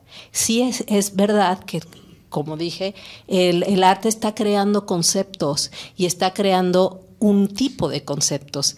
Y esta escritura tiene otro papel que no es legalizar esos conceptos, ni darles nombre, ni darle etiqueta, sino potenciar. A mí me parece esa experiencia, la experiencia de la escritura, una experiencia importante, y importante por lo diferido. También es cierto, como dice Silvia Rivera, en la sociología de las imágenes, hay cosas que en las imágenes dicen que las palabras no, y que hay una estrategia en las imágenes de decir todo aquello o esconder todo aquello. Es verdad, y estoy con eso, y de pronto me toca o nos toca cómo hacer convivir estos dos discursos, que también hay que decir, en un caso se trata de la expresividad y en otro caso de la comunicabilidad, y cómo hacer incluso después ambas cosas, expresividad y comunicabilidad. Afortunadamente, ahora también la escritura ha extendido y ya veo tesis con códigos y con videos, y cómo un escrito, cómo esto que es para una experiencia diferida, para que se lea después, para que esté después, también está incluyendo ya otras maneras de desarrollar. Yo creo que el problema, más allá de la escritura, también es cómo concebir esta forma de escritura que dé cuenta realmente y que acompañe a estos conceptos que se están desarrollando en una práctica artística. Gracias. ¿Alguien más quisiera decir algo? Sí, Sandra, por favor. Dos cosas nada más. Una, sí que deben escribir, porque si no, yo de dónde tomo para convencer a los demás, así que conviene. Pero la otra es que me parece que esa frase de todo lo que digas será usado en tu contra tendría que utilizarse para evitar la ambigüedad en los parámetros de los indicadores, porque cuando no está definido quiere decir que no existe. En los parámetros de las políticas públicas eso no existe. Entonces, si no se compromete a una tesis con ciertas características, entonces se pueden utilizar los argumentos de la propia UNESCO y los indicadores cuantitativos de los objetivos de desarrollo sostenible, donde no solamente es el número, sino las razones. Y entonces ahí el doctorado puede argumentar sobre los procesos, la calidad y el desarrollo de ciudadanos comprometidos, críticos e informados con su sociedad, y eso es un indicador. Entonces, no todos los indicadores son cuantitativos, ¿no? Entonces, esa lectura también se tiene que hacer y se puede argumentar, porque justo incluso este cambio de la nueva escuela mexicana, ¿no?, que se da desde la educación primaria, resulta que está orientada a procesos y proyectos. Entonces, si desde ahí está esa formación, entonces el resultado no siempre tiene que ser cuantitativo, ¿no? Entonces, creo que son argumentos de la propia política internacional y nacional que se pueden utilizar para defender justo que haya estos procesos que no necesariamente deben tener un resultado cuantitativo, sino comprender la utilidad de esa misma formación crítica. Para mí es muy importante eso, porque si solo nos vamos con el indicador cuantitativo, perdemos la visibilidad, ¿no? O sea, no hay una manera de, pues sí, hay 100 que salieron de la primaria, pero 90 no saben leer, pues está igual, ¿no?, que salgan de la primaria o que salgan de donde sea, ¿no? Sino más bien hablar de esos contenidos, ¿no?, y de qué producen esos contenidos. Cuando se está apelando a ciudadanos y ciudadanas críticos con su momento, con su tiempo, comprometidos, que construyan comunidad, bla, bla, bla, bla, pero eso nunca va a ocurrir si no existe la otra parte cualitativa.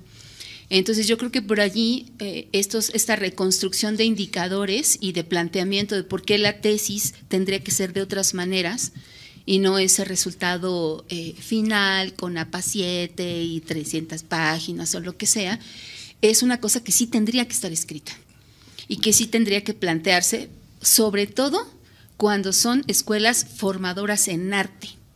Ahí no hay pretexto, o sea, ahí tendría que ser primero el cualitativo y no el cuantitativo.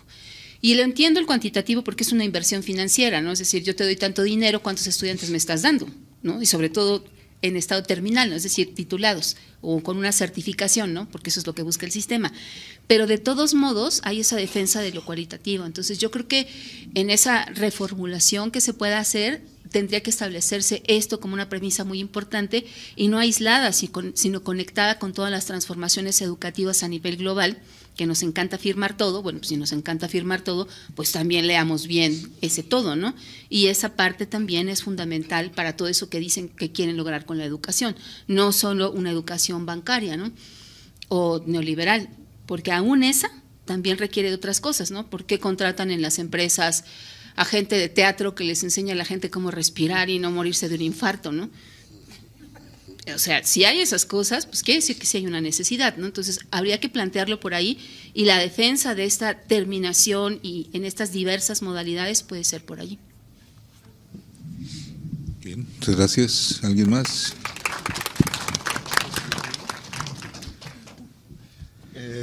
Yo igual nada más para sumar, ahora se me viene a la mente también que mucho de este esfuerzo que varios hacemos, pues, está como más o menos aislado, como para pensar estas formas otras de pensarnos, pues.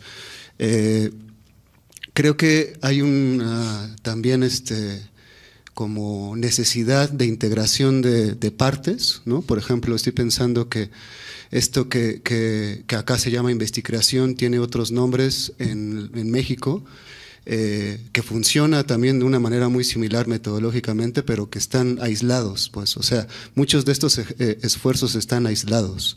En la medida que lo volvamos más comunitario, me parece que el signo, pues, que entendemos por eso llamado tesis y estos parámetros, pues, evidentemente va a cambiar, ¿no? En la medida que vayamos transformando como comunidad esa forma de hacer, ¿no? Y al final también mucho de esto está, o mucho de este problema está en el juego del conocimiento. Tendríamos también que plantear una crítica, una porosidad a eso que entendemos, ese concepto de conocimiento, y plantearlo desde otra lógica, por lo menos desde una evidente permisibilidad de la pregunta, ¿no? Desde una lógica quizás mucho más ayer hablaban de lo inestable, ¿no? Pues Didier Huberman habla justamente de la potencia de la imagen como una oscilación entre el síntoma y el caos, ¿no? Entonces, creo que también está en juego esta idea del conocimiento, el conocimiento artístico, que en definitiva podría ser también insisto, como un esfuerzo también colectivo, ¿no? Así me parece que podríamos ya desde estos lugares más estabilizados plantear estas lógicas que ahorita están como en ciertas periferias o como campos emergentes, ¿no?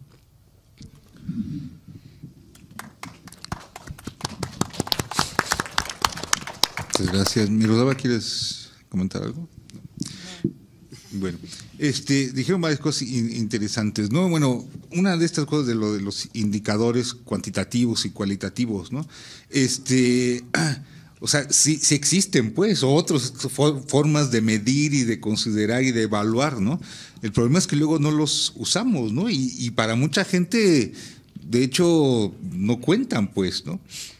Es así de simple, ¿no? Uno, digamos, creo que los que estamos en esta mesa entendemos que una imagen, un conjunto de sonidos, un discurso sonoro o un discurso en movimiento, ¿no? Está diciendo cosas y que las está diciendo además de una manera que no es nada más una representación de algo que estuviera escrito, ¿no? O sea, quiero decir, cuando decimos el arte puede dar conocimiento acerca del mundo y puede participar en la transformación del mundo, no nos estamos imaginando a un señor artista diciendo, ay, leí un libro sobre qué mala es la contaminación, entonces voy a hacer una obra sobre qué mala es la contaminación, sino es alguien que está produciendo un evento, está produciendo un acontecimiento que de alguna manera problematiza esa situación o cualquier otra, ¿no? Y al problematizarla, pues está generando pensamiento, ¿no? Y eso es fundamental. Pero sí hay que decir que hay mucha gente que no lo entiende así, ¿no? Y mucha gente dentro de las instituciones, y no solo así, o sea, sería comprensible, ¿no? Que un señorcito en Hacienda ahí que arrastra el mouse viendo millones de celditas de presupuesto diga, hay arte, ¿no? Pero es que hasta en el mismo instituto pasa, ¿no? O sea, yo he asistido a una reunión, por ejemplo, donde decía una persona de administración, está bien si la escuela de danza quiere comprar zapatillas de ballet, nada más tienen que justificármelo. Yo, o sea, si llegara el de la escuela de danza y le dijera, oye, quiero comprar 500 kilos de abono para plantas, te tendría que justificar, ¿no? Pero en la escuela de danza, ¿por qué hay que justificar las zapatillas de danza, no?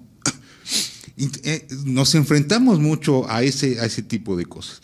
Otro aspecto que yo quisiera subrayar que me pareció muy importante, que decía Claudia, usar la palabra de la escritura como potenciadora de la creación artística, ¿no? O sea, bueno, de la creación artística en otro medio, digamos, ¿no?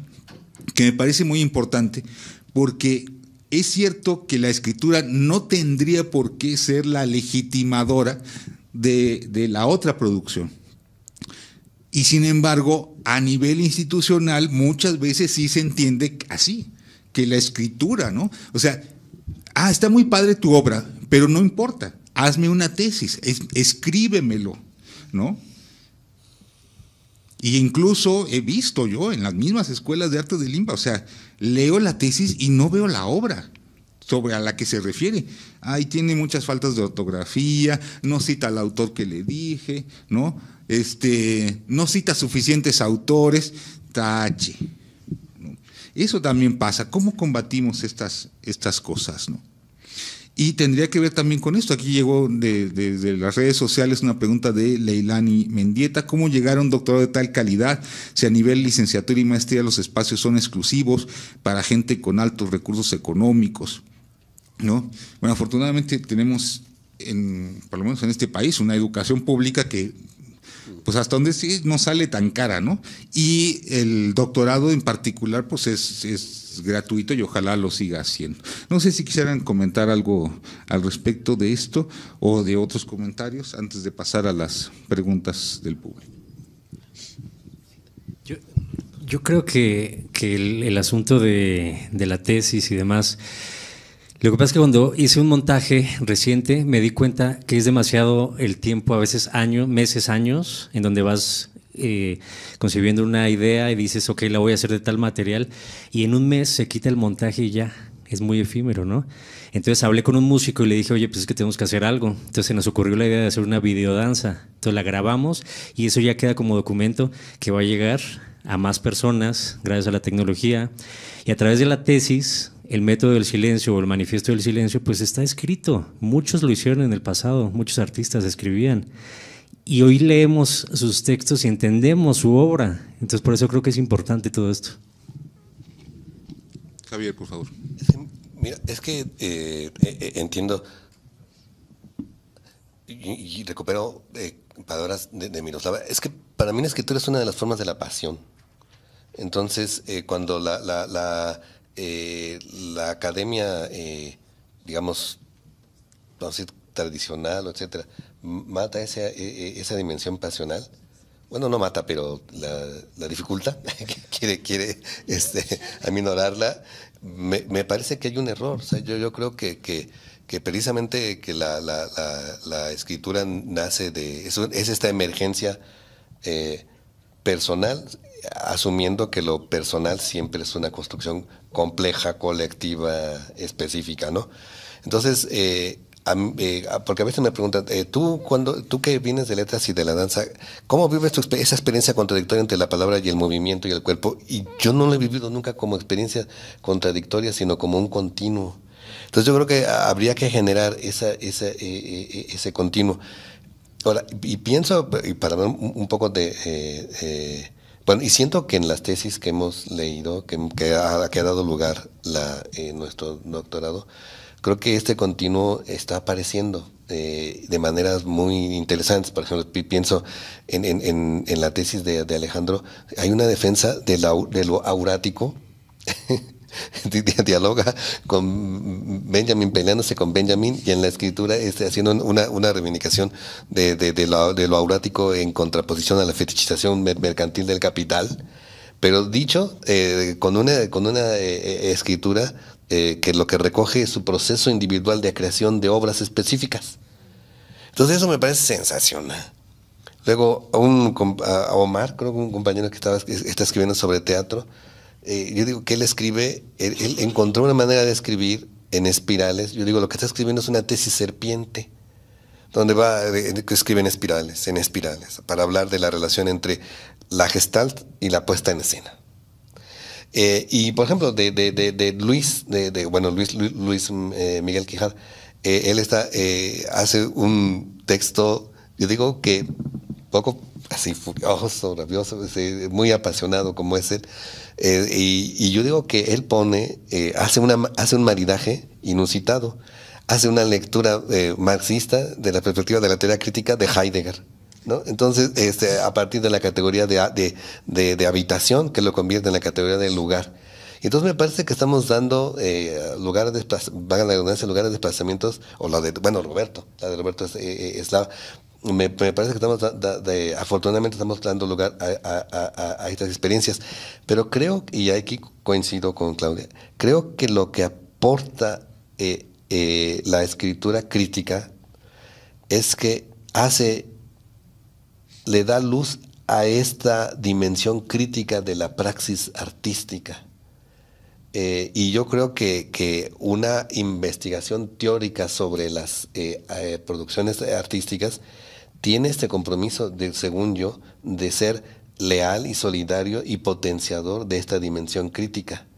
Y que eso solamente se puede hacer, desde mi punto de vista, desde el habitar corporal y entendiendo muy amplio y apasionadamente el concepto, que espero que logremos llegar hasta allá.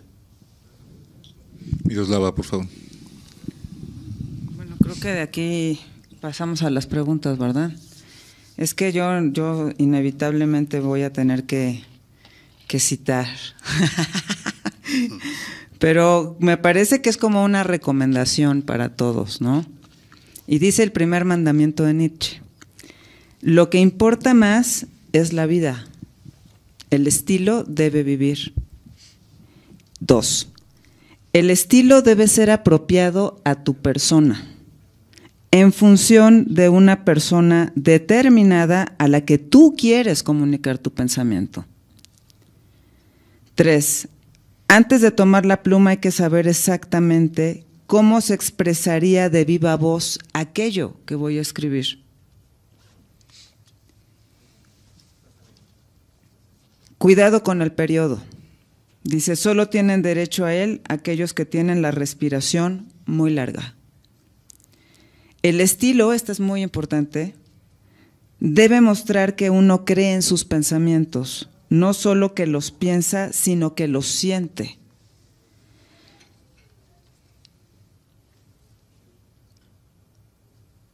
Y dice, cuanto más abstracta es la verdad que se quiere enseñar, más importante es hacer converger hacia ella todos nuestros sentidos. Esto es mucho más largo, pero a mí me parece que aquí está una respuesta posible para cómo hacer que una tesis de investigación-creación dé curso a fuerzas y a preguntas que no han sido hechas. Está en la experiencia. Entonces, bueno, yo soy una defensora de ese tipo de escritura y pues eso, creo que eso es algo que es difícil. ¿Cómo combinar eso con la academia? Porque no creo que se trate de renunciar a la academia, no, ni de pelear a la academia con el arte, sino cómo van conviviendo y cómo se van entretejiendo y cómo van haciendo aparecer cosas que no tienen razón de existir. Qué bueno que hacemos eso. Bueno, eso es todo, gracias.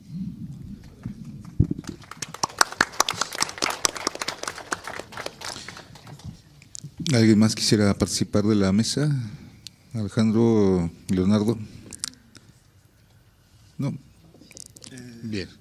Bueno, llegan preguntas de fuera. Dice la investigadora Patricia Ruiz del CITRU, de acuerdísimo con Javier Contreras respecto a romper de la mejor manera con esquemas preestablecidos o positivistas. Sin embargo, ¿cómo romper? No entiendo bien, pues me imagino con prácticas ya coloniales o colonizadas y academizadas per se. Y otra persona, Pines Jaleván o Yelvan, no sé cómo se diga, dice, es indiscutible que no se puede separar al creador y su relato, pero a veces el creador, sobre todo quien usa sus manos, no tiene formación académica alguna, puede verse en desventaja y ser descalificado frente a otro que posee mayor educación y formación en la formulación de ideas. Entonces surge el problema de la sobrevaloración del relato por sobre una obra no tan virtuosa. Bien, ¿alguien quiere comentar esto? Y por otro lado habría un asunto, ¿no? O sea, es claro que la academia tiene sus propias lógicas. Quizá a lo que habría que plantearlo ya así en términos muy estrictos es defender el arte y la academia frente a los intentos de burocratización, ¿no? Y de convertirlo en algo así cuadradito, ¿no? O sea, no que pintaste, sino cuántos cuadros pintaste, porque te estoy pagando porque pintes 25 cuadros por hora, ¿no? Pues así no se puede, ¿no? No sé, o sea, ese esfuerzo de burocratización, como lo que decían de estas prácticas del neoliberalismo, etcétera, ¿no? A eso habría que oponerse y creo que el doctorado, por lo que he escuchado hasta ahora, pues lo está logrando muy bien. Ojalá que sobreviva. Bueno, si el público quisiera participar, la doctora Lourdes Fernández, por favor, si le pasan el micrófono.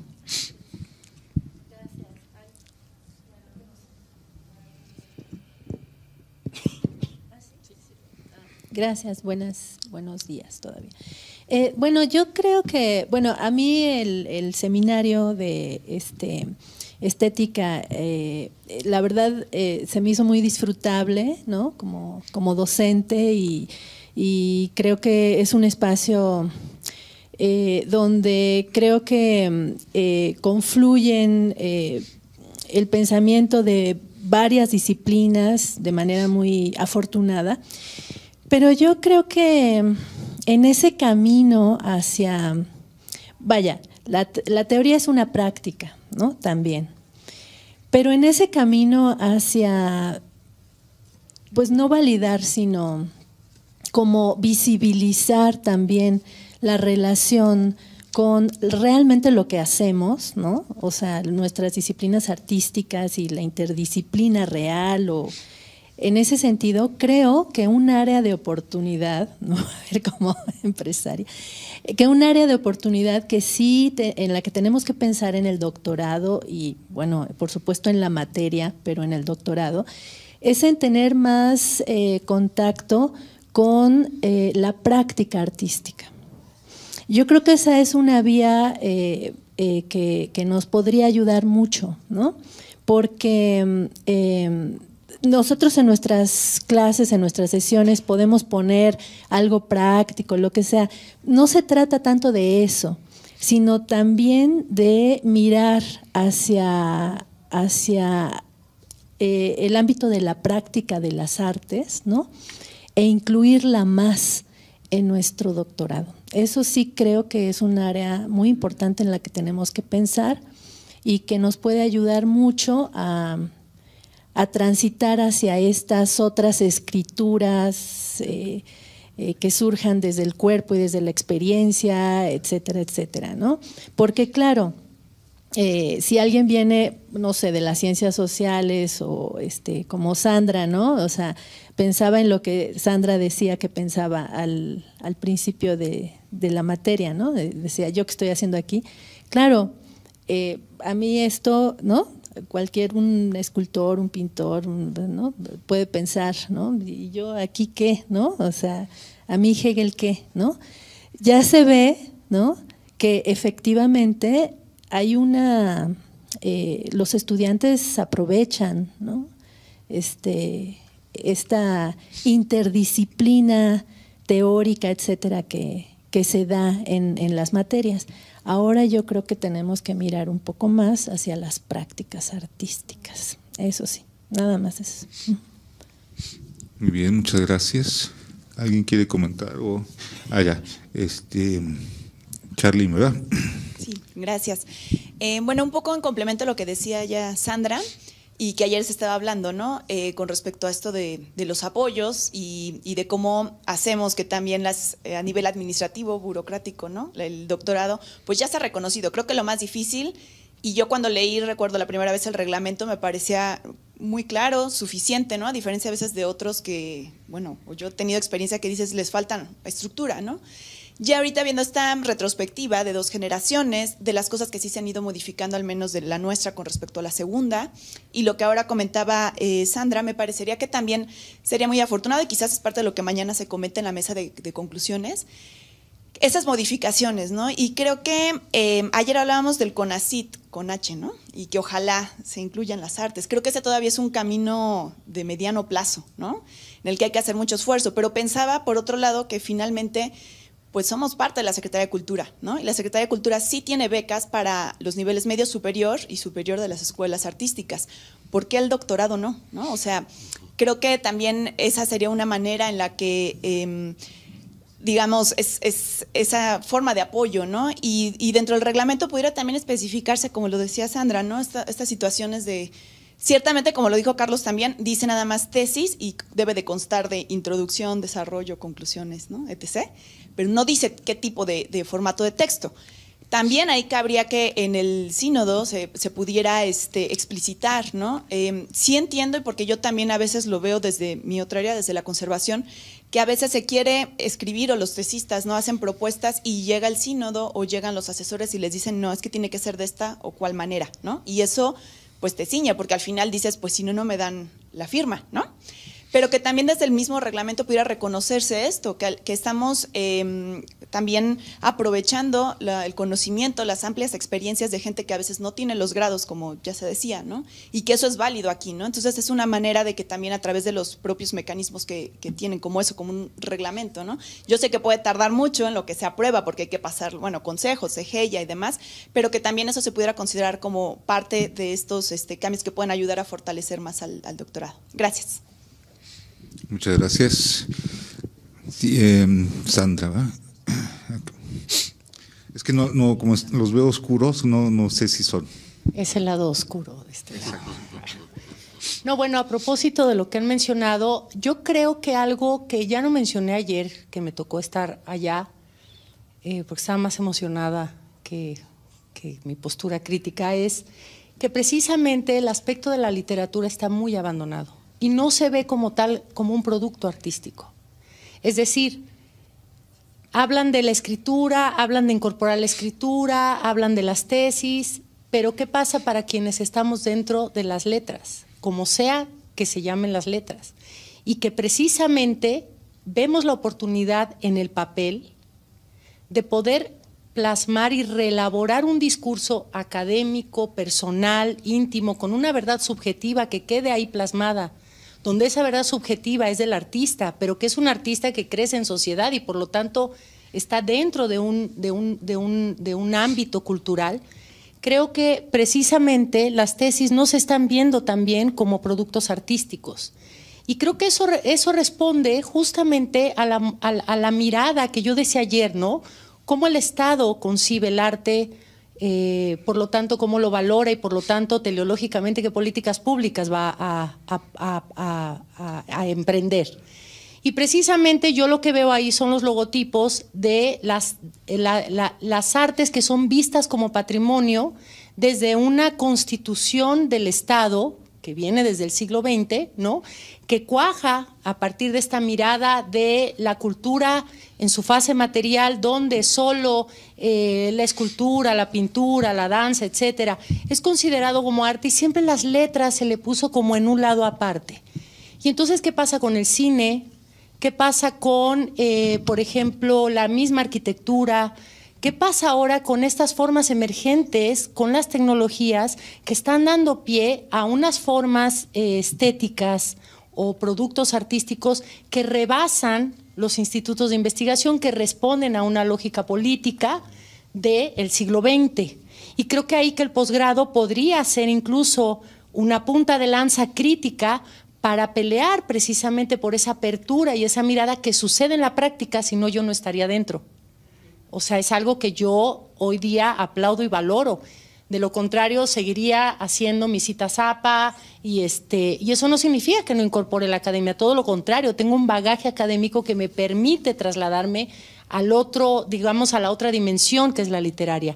Entonces, creo que también mirar la literatura como un objeto artístico, como un producto artístico, poético, que va desde la poesía hasta el ensayo, hasta una novela, un cuento, un relato, como sea. Citaron a Walter Benjamin, o sea, el mejor ejemplo no puede haber, ¿no? Nietzsche mismo, ¿no? Pero no solo eso, sino romper precisamente con los lineamientos que establecen las instituciones ya cuajadas y que ahora sí que, como dice Bourdieu, ¿no?, es el horizonte con que se miden todas las cosas y a partir de ahí se define entonces lo que es arte, lo que no es arte.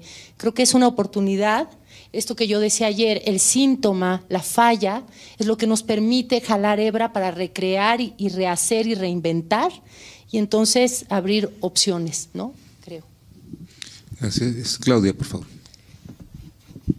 Sí, me voy a permitir compartir mis dudas también y algunas cosas, porque me dejó pensando esa pregunta de los que están en línea, de qué pasa con aquellas tesis que el trabajo artístico es muy bueno, pero el de la investigación no, o al revés, el de la investigación es muy bueno y el artístico parece ser que no es, ¿no? Y bueno, ese es un comentario que luego decimos mucho en pasillos. Ay, ¿por qué no hizo lo que escribió? o al revés, la verdad sí que sí lo decimos. Y también yo estaba pensando, ¿por qué decimos eso o por qué pasa eso? En principio tiene que ver con las expectativas de lo que pensamos que es un trabajo artístico y de lo que pensamos que es una tesis. Y creo que tendríamos que también cuestionar. Y la otra cosa que yo he estado pensando al respecto es que ya los productos cuando entran en este espacio de investigación, creación en la academia, también los productos artísticos empiezan a trastocar y empiezan a ser otros para los cuales no estábamos tampoco preparados, y lo mismo el escrito o la literatura empieza a ser también otra escritura para lo cual no estábamos preparados. Yo creo que en ese sentido tenemos la posibilidad de desestabilizar lo que pensamos que es el arte lo que pensamos que también es un trabajo teórico, y aceptar que además están en un estado, en este espacio como liminal, que se están alimentando ambos y contaminando, digamos, o haciendo. También pasa, y quería contar una anécdota de una compañera ecuatoriana que estaba haciendo su doctorado en la FAD, y su trabajo era de los pigmentos, pero ella era de un pueblo originario, su primera lengua no era español. Y entonces era los pigmentos, cómo hacer el códice o lo que estaban haciendo. En fin, era una cosa muy material, muy de hacer, y ella describía, pero cuando lo describía, y su primera lengua no es español, en una traducción, y suena poético para nosotros. Entonces los sinodales le decían, bueno, pero es que tienes que escribir aquí, no tienes que escribir poesía, y ella no estaba haciendo poesía, ella piensa así.